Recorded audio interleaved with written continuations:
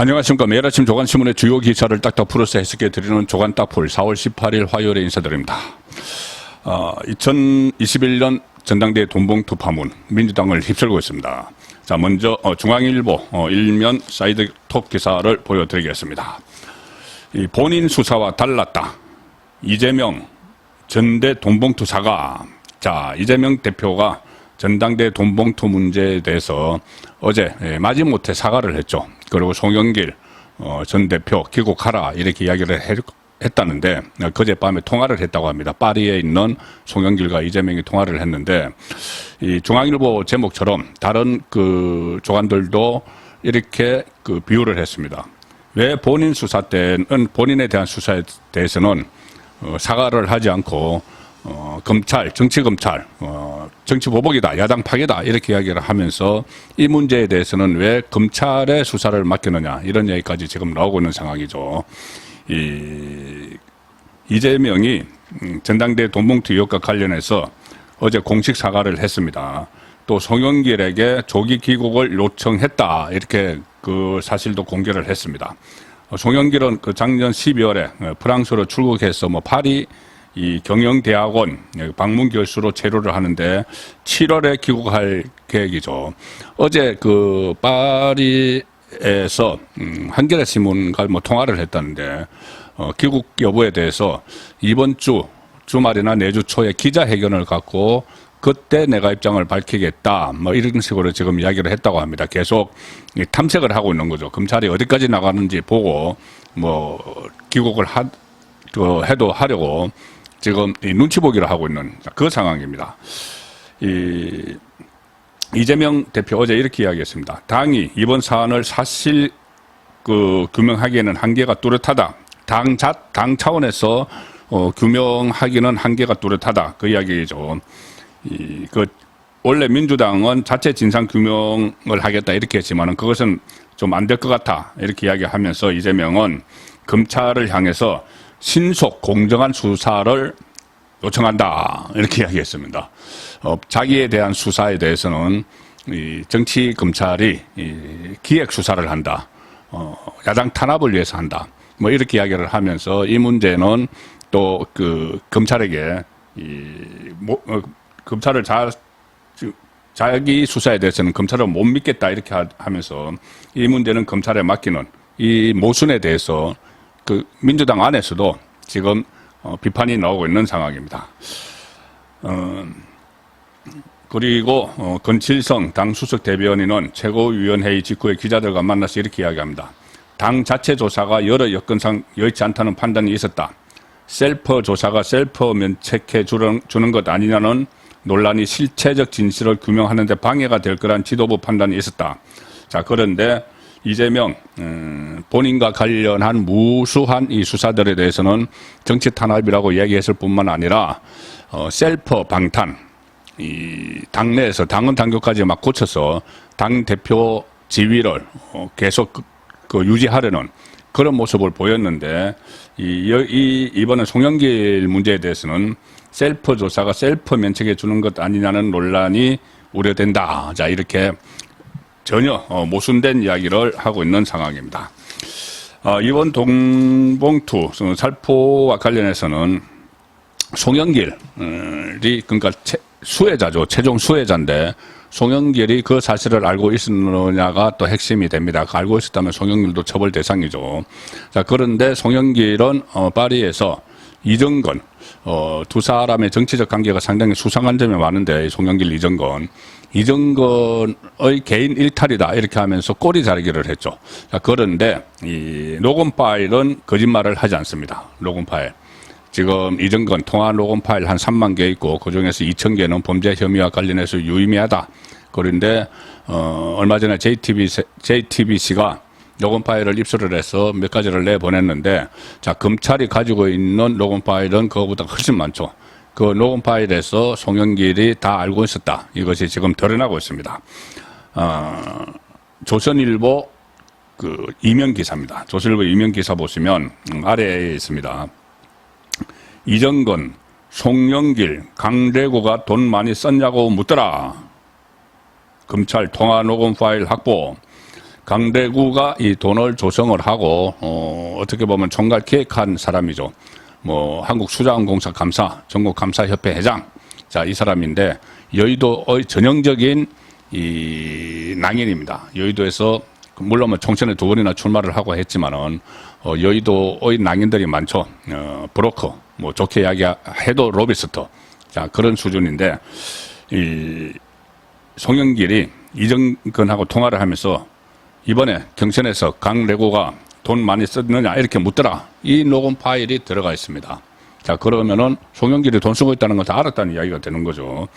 뭐 이것은 뭐 뻔한 사실인데 어쨌든 검찰 입장에서는 증거가 있어야 되니까 계속 이렇게 파고드는 겁니다. 검찰이 당시에 송영길 당대표 후보가 자신의 캠프 소속 인사가 불법 정치 자금에 관여했다는 정황을 알고 있었다는 취지의 녹음 파일을 검찰이 확보해서 수사 중이다. 이정건이 강대구에게 이렇게 통화를 했습니다. 이거 다 이정건 녹음 안에 들어있는 거죠. 이정건 핸드폰 안에 들어있는 겁니다. 이정건이 강대구에게 송영길 당대표 후보가 이렇게 이야기했다. 레구, 이름만 이야기할 정도로 상당히 친한 사이죠. 레구가 돈 많이 썼냐고 나에게 묻더라. 는 취지로 말하는 내용이 담긴 통화 녹음 파일을 검찰이 확보를 했다. 이런 그 상황에서 송영길이 책임을 면할 방법은 없어지는 것이죠. 그리고 이 외에도 송영길이 이 돈 봉투가 왔다 갔다 하는 걸 알고 있다는 녹음 파일은 다른 것도 있습니다. 가령 예를 들어서 이 송영길 그러니까 이정건이 다른 사람과 돈을 전달하는 방법, 국회의원들에게 돈을 뿌리는 방법을 이야기하는데 뭐 이런 방법이 어떠냐 하니까는 상대방에서 그건 이미 송이 다 알고 있다. 이렇게 전달하는 방법을 알고 있다. 자, 그런 녹음 파일도 나왔었고 또 뭐 100만 원을 가져다 주니까 이거 송에게 보고해야 되느냐. 그러니까 뭘 100만 원 가지고 보고를 하느냐. 좀 더 쌓이면 보고하자. 자, 이런 것까지 다 있습니다. 그래서 송영길은 빠져나갈 수 없는 이 상황입니다. 자, 여기서 하나 궁금한 것이 계속 그 강대구가 9,400만 원, 현재 드러난 것만 9,400만 원 돈 봉투 중에서 8천만 원을 강대구가 어디서 조달을 했다. 이것이 검찰의 그 압수수색 영장에 나와 있죠. 자, 강대구는 이 돈을 어디서 가져왔을까? 자기 돈을 절대 안 씁니다. 이 여의도의 정치 브로커들이 왜 자기 돈을 씁니까? 다른 데서 땡긴다고 이야기를 합니다. 땡긴다. 다른 데서 조달을 한 거죠. 자, 그런데 강대구가 그 돈을 어디서 가져왔을까? 제가 몇 차례 그런 그 합리적인 추론을 했습니다. 감사협회 회장이니까 전국 130개 공공기관의 감사들은 농공행상으로 꽂아놓은 사람들이죠. 문재인 정권 때 꽂아놓은 사람들이니까 그들에게서 객출한 거 아닐까? 이렇게 합리적 있으면 해봤는데 강대구는 검찰에서 대전의 사업가로부터 자금 조달을 했다. 뭐 이렇게 이야기를 했다고 합니다. 자, 중앙일보 오면 기사입니다. 이슈 민주당 전대 돈봉투 의혹 이렇게 돼 있고 강대구 대전 사업가로부터 자금 조달 일부 혐의 인정 이렇게 했는데 제가 그 아래 이 소제목에 하늘색으로 표시를 해놨습니다. 이게 뭐냐면 상당히 저는 이게 중요한 이야기라고 생각을 해서 표시를 해놨는데 홍영표 쪽이 뿌리니까 이 녹취도 나왔다. 홍영표 쪽이 뿌리니까 녹취도 나왔다. 자, 그래서 일단 강대구가 돈의 출처를 밝혔다는 이야기입니다. 대전 지역 사업가들로부터 자금을 조달했다. 본인이 뭐 대전 쪽에 출마를 하고 했습니다. 이 핵심 공여자 중 한 명인 강대구 회장이 현금 살포 의혹을 인정함에 따라서 돈을 받은 것으로 의심되는 민주당 의원 10명에서 20명에 대해서도 소환 조사가 불가피할 전망이다. 일단 이정건은 이 녹음 파일도 다 틀렸고 이정건이 그 순순히 지금 자백을 하고 있다고 합니다.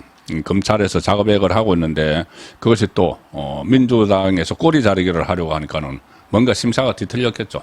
그래서 다 털어놓고 있다고 하는데 강대구도 일단 돈을 조달한 것을 인정을 했습니다. 그러면 돈을 조달했으면 돈을 건네준 사람, 돈을 받은 사람 순차적으로 조사를 해야 되죠. 자, 그래서 곧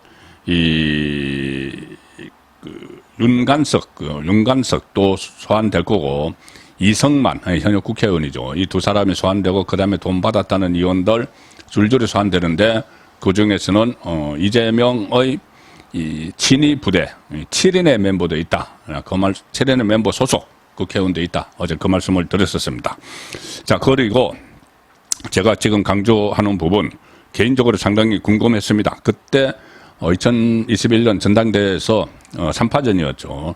3파전이었는데 특히 우원식은 그렇다 치고 이 송영길과 완전히 맞대결을 벌인 인물이 홍영표인데 홍영표는 친문의 지지를 받았죠. 그래서 마지막에 0.59% 차이 아슬아슬하게 이 송영길이 이겼습니다. 그래서 결국은 송영길이 돈을 뿌려서 이겼다. 이런 이야기가 나오는데 그러면 홍영표 쪽에서는 과연 클린 선거를 했을까? 홍영표 쪽은 그냥 수수방관 했을까? 서로 정보가 다 있습니다. 같은 진영 안에서 돈이 막 뿌려지는데 저쪽이 돈 뿌린다는 소문이 들리는데 그리고 그 안에서도 아니 저쪽은 뿌리는데 우리 쪽은 왜 안 뿌리지? 뭐 이런 뭐 항의도 들어가고 합니다. 자, 그래서 저는 이 녹음 파일에 주목을 하는 것이 이것이 또 검찰 수사가 확대가 되면은 전당대 돈봉투가 송영길뿐이 아니고 그냥 만연했다. 친문재인 쪽에서도 뿌리고 친 이재명 쪽에서도 뿌리고 그렇게 했다. 그러면 그 돈은 어디서 왔느냐? 그 부분까지 갈 수가 있는 거죠. 이겁니다. 검찰이 확보한 통화 녹음 중에는 송영길의 경쟁 상대였던 홍영표 의원 캠프도 동료 의원들에게 현금을 뿌렸다는 주장이 나옵니다. 통화 녹음 안에. 강대구가 이렇게 이야기합니다. 이정건에게 하는 이야기죠. 지금 모든 그 확인되는 녹음 파일은 이정건 휴대폰에서 나온 겁니다. 강대구가 지금 홍 쪽에서 의원들한테 뿌리니까 그래서 고민이다. 필요하다면 돈이 최고 쉬운 건데 이렇게 이야기합니다. 자, 홍영표 쪽에서 의원들한테 뿌리니까 뭘 뿌리겠습니까? 돈을 뿌리는 거죠. 돈을 뿌리고 있는데 그래서 고민이다. 거기에서 대응을 하는데 필요하다면은 우리도 돈이 최고로 쉬운 건데 우리도 돈을 뿌리면 되는데 같이 맞뿌리기 하면 되는데 이 이야기죠. 자, 그러면은 그때 홍영표 쪽에서 돈을 뿌렸다는 게 이 송영길 캠프 쪽에 기에 들어가서 그래서 송영길 캠프도 이 박빙의 승부에서 이러다 놓치겠다 해서 막판에 막 돈을 끌어다 뿌린 겁니다. 선거가 그때 2021년 5월 2일에 있었는데 경선이 이것이 한 4월 27일, 28일 그러니까 막바지에 막 뿌려진 거죠. 자, 그러면 검찰은 이 수사는 어떻게 할 것이냐? 그런데 중앙일보 기사는 이렇습니다. 다만 검찰은 현 시점에서 이 부분에 대해 구체적인 수사 계획은 없다는 입장이다. 검찰 관계자는 단순히 녹음에 나온 내용만으로 수사 대상이 될 수 없다. 자, 그래서 자금 공여자나 홍영표 캠프에서 캠프 내부 관계자 진술이 뒷받침돼야 수사에 착수할 수 있다는 의미다. 그렇지만 이 녹음 파일 아직 많이 있습니다. 이정건 녹음 파일 거기에서 또 어떤 내용이 나올지 모르기 때문에 이것이 이 송영길을 넘어서 친문 진영까지 확산될 수 있는 그런 그 양상을 보이기 시작을 했습니다. 조선일보 3면에서는 돈봉투 사건 전후 어떤 일이 있었나 이 맥락을 짚는 그런 기사를 싣고 있습니다. 위에 기사는 조선일보 3면입니다. 3면 위에 기사는 송영길 당선, 윤관석 사무총장 기용, 이재명 후보 선출, 돈봉투 납입 효과인가. 그리고 아래 기사는 이정건 10억 금품 수수 의혹 제보가 단초가 됐다. 이정건 녹음 파일에서 야당 돈봉투 살포 대화가 나왔다. 자, 그래서 이 전반적인 이 맥락을 짚는 기사를 3면에서 자세하게 실었습니다. 돈봉투 사건 전후 어떤 일이 있었느냐. 2021년 전대 직전에 돈 살포 정황, 기반이 약했던 송영길이 0.59%포인트 차로 당선. 그래서 야당 중진은 돈 봉투가 없었다면 어떻게 됐을까? 홍영표가 이겼지 않았을까? 그러면 이게 또 나비 효과가 일어납니다. 홍영표가 이겼으면은 대선 후보는 누가 됐을까? 그때 송영길이 당대표를 하면서 대선 후보 경선 편파 관리를 해서 이재명이 대선 후보가 됐는데 친문 홍영표가 됐으면 이낙연이 대선 후보가 되지 않았을까?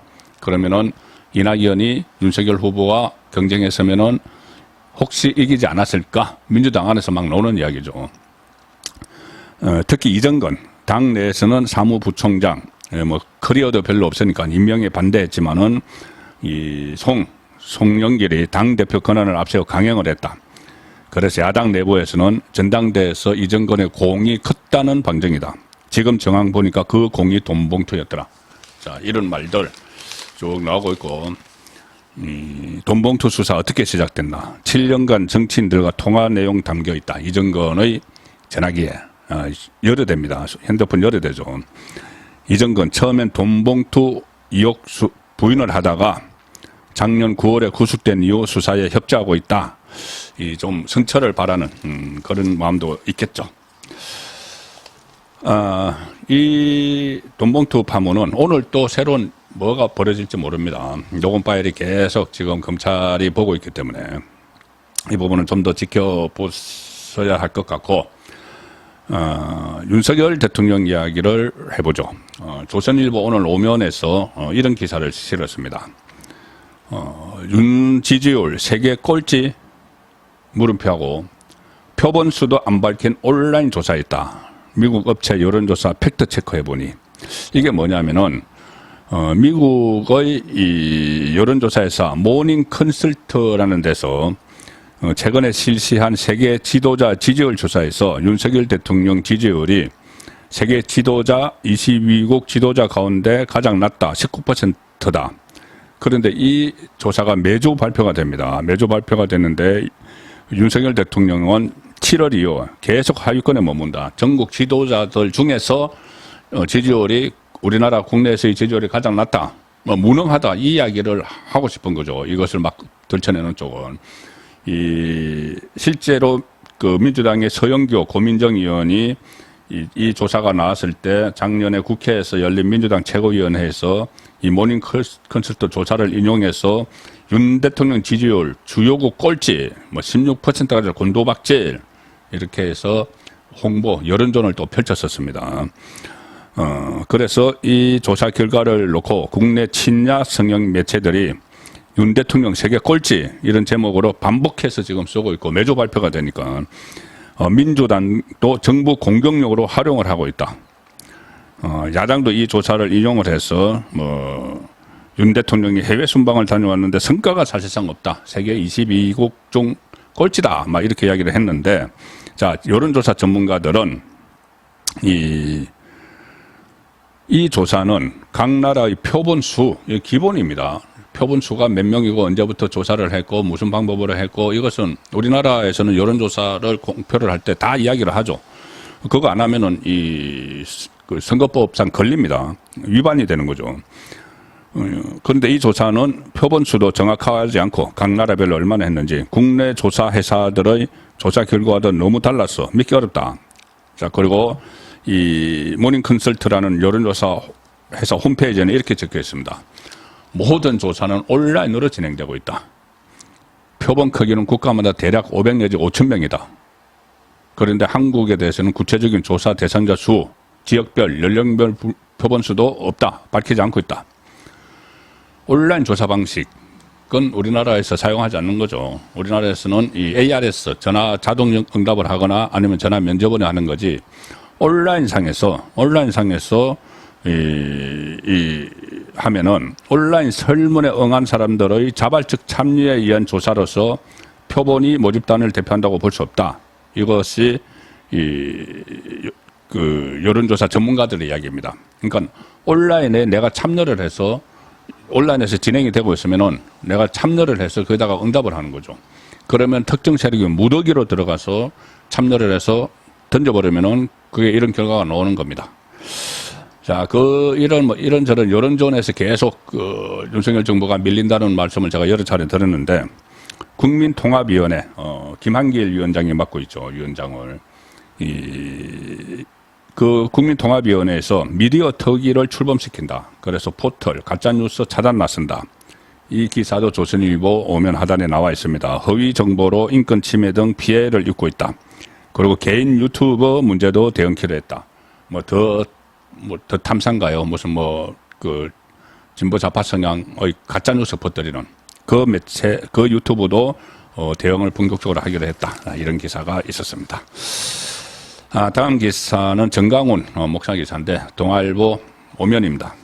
정강훈 목사가 원래 어제 기자회견을 예고를 하면서 국민의힘과 결별 이 선언을 할 거라는 예고를 했는데 내용은 전혀 딴판이었습니다.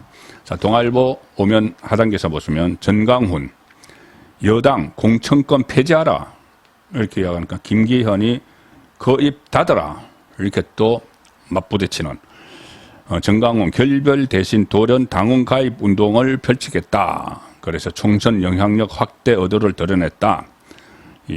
거기에 대해서 국민의힘 김기현 대표는 즉각 그 입을 당장 닫으라고 했다. 자, 이렇게 전혀 어떤 쓸모없는 그런 논쟁이 지금 벌어지고 있는 상황입니다. 국민의힘 안에서 여러 가지 서로가 서로를 물고 뜯는 이런 일이 벌어지기 때문에 총선을 이 상태로 치를 수 있을지에 대해서는 회의론이 상당히 넓게 확산이 되고 있습니다. 뭔가 조치가 취해질 것 같은 그런 분위기가 감돌고 있습니다. 총선 1년을 앞두고 그 대통령실에서도 대통령실 행정관을 비롯해서 한 40명이 출마를 준비를 하고 있다. 그 명단을 파악을 했다. 그게 어제 조간신문에 많이 나왔죠. 저도 소개를 드렸는데 그 보도가 나오니 대통령실에서 즉각 부인을 했습니다. 중앙일보 사면 하단 기사입니다. 대통령실 참모 40명 총선 차출설 부인. 선거 관심 있는 인사 5명도 안 돼. 대통령실 고위 관계자가 이야기했습니다. 윤석열 대통령도 차출설에 심기가 불편했다. 근거 없는 흔들기, 여권 분열 의도다. 그래서 이렇게 고위 관계자가 강하게 부인하고 나섰는데 이것은 총선에 한눈 파는 것을 방지하기 위한 기강잡기죠. 매 정권마다 정권이 임기가 5년인데 그러면 한 번은 총선이 있죠. 그 총선 때마다 나오는 이야기입니다.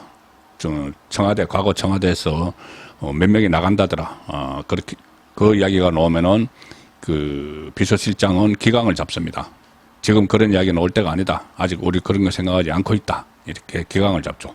지금도 이번 이 상황도 지금 마찬가지 아닌가 싶습니다. 실제로 총선에 나올 인물들은 대통령실 안에서도 꿈틀거리는데 일단은 내부 기강 잡기 차원에서 그 없는 사람 안 돼.